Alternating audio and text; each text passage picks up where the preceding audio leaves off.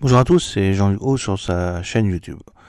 Aujourd'hui, nous allons parler toujours des drones Shahed fabriqués en Russie, puisque la Russie intensifie sa production de drones kamikazes avec l'aide de la Chine, comme j'ai pu le démontrer dans la vidéo précédente.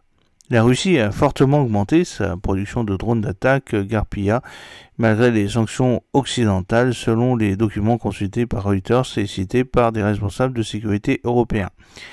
Les documents montrent que l'usine électromagnétique mécanique Kupol, IEMZ Kupol, un fabricant de défense russe sanctionné, a augmenté sa production annuelle de Garpia A1, la version produite à Moscou du drone de classe Shahed, de 2000 unités en 2024 à plus de 6000 unités prévues pour 2025. Ce bond a été rendu possible par un approvisionnement régulier de moteurs L550E de fabrication chinoise, révèlent les documents.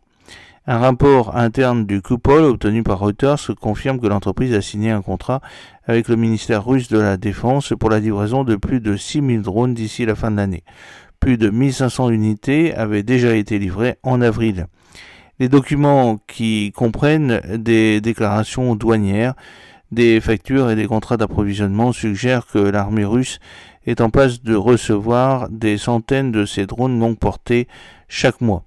La direction du renseignement de défense ukrainienne, dans une déclaration à Reuters, a indiqué que la Russie déploie actuellement environ 500 drones Garpia par mois pour frapper des cibles situées au cœur du territoire ukrainien. Le Garpia A1 est conçu pour frapper des infrastructures civiles et militaires et est fonctionnellement comparable aux drones iraniens Shahed 131 et 136, largement utilisés par la Russie tout au long de sa guerre contre l'Ukraine. En utilisant des composants chinois, Moscou semble avoir réussi à contourner certaines parties des sanctions visant à affaiblir sa base de production de drones. Malgré cette augmentation de production, les forces armées ukrainiennes ont réussi à infliger des revers aux infrastructures de drones russes. Le 1er juillet, l'Ukraine a mené une frappe réussie contre l'usine de production de Kupol à Isonsk en Udmurtie, selon des rapports open source d'Astra. Les autorités russes ont reconnu que 2 drones ukrainiens avaient pénétré les défenses de l'usine.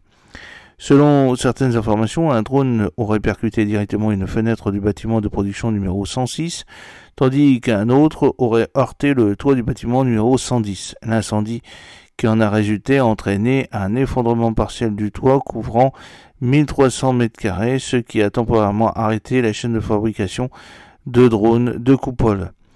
Le programme de drones de type Shahed demeure une priorité stratégique pour le Kremlin, offrant à Moscou un moyen relativement peu coûteux de maintenir la pression sur les infrastructures et les populations civiles ukrainiennes. La disponibilité accrue des drones, conjuguée au recours intensif à la tactique des essaims par la Russie, s'inscrit dans un effort plus large visant à étendre les capacités de défense aérienne de l'Ukraine et à exploiter les failles de sa couverture.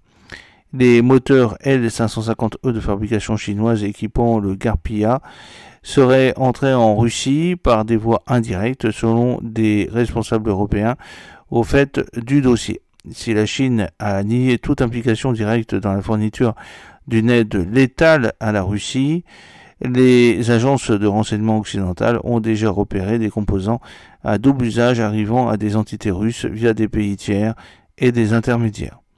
J'espère que cette petite vidéo vous a plu. N'oubliez pas de cliquer sur le pouce pour la promouvoir, de vous abonner si ce n'est pas encore fait, de partager cette vidéo sur vos réseaux sociaux. À très bientôt. Fidèlement, Jean-Luc O.